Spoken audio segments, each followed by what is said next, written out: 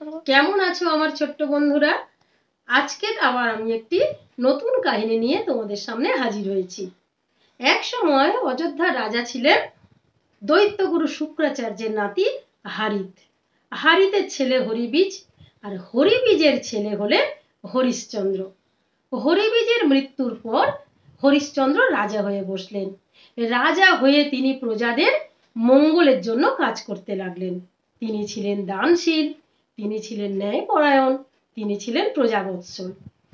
হরিশ্চন্দ্রের সঙ্গে বিয়ে হয় রাজা সোমদত্তের সুন্দরী মেয়ে শৈব্যার।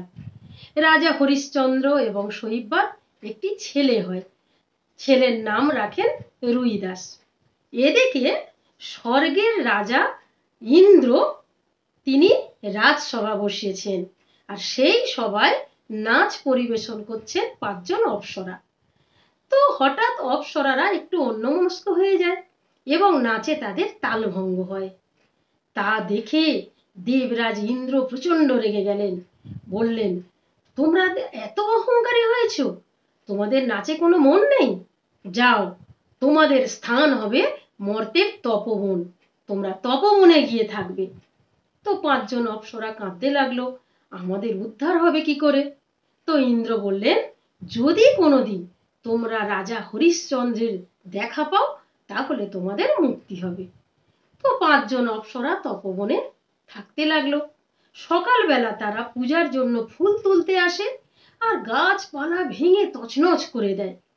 তো একদিন মুনি বিশ্বামিত্র তার শিষ্যদের নিয়ে তপবনে এলেন। এসে ফুল গাছগুলোর এই অবস্থা দেখে তিনি তো প্রচন্ড রেগে গেলেন।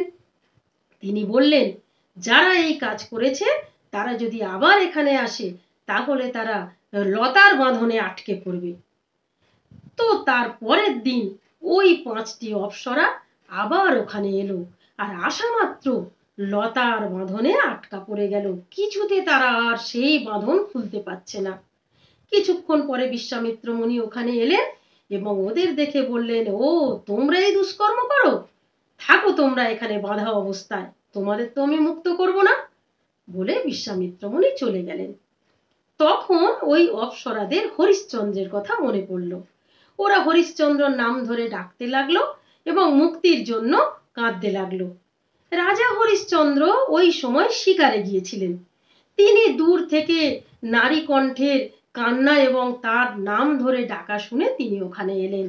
এসে দেখলেন 5 জন মেয়ে লতা পাতার বাঁধনে আটকা পড়ে আছে।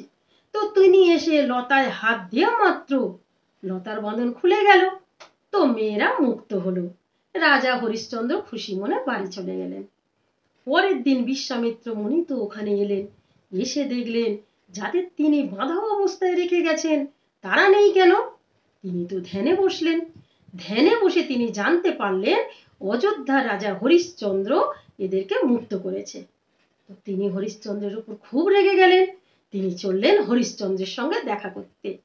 হরিশ্চন্দ্রের সঙ্গে দেখা করে বললেন, তোমার এত বড় স্পর্ধা, তুমি রাজা বলে আমি যাদের শাস্তি দিয়েছি তুমি তাদের মুক্ত করেছো? তখন হরিশ্চন্দ্র বললেন, মুনিবর, আমি রাজা বলে এ কাজ করিনি, আমি তো প্রজাদের ভালো চাই, তাদের দান করি, আমি তাদের প্রার্থনা পূরণ করি, তাই আমি করেছি। তখন মুনিবর বললেন, তুমি দান করো বলে তোমার দানের এত অহংকার? আচ্ছা, আমি তোমার কাছে দান চাইবো, দেখি তুমি আমাকে সে দান দিতে পারো কিনা। বন্ধুরা, আজকের এই পর্যন্ত। বিশ্বামিত্র মুনি হরিশ্চন্দ্রের কাছে কি দান চাইলেন এটা আমি বলবো পরের ভিডিওতে।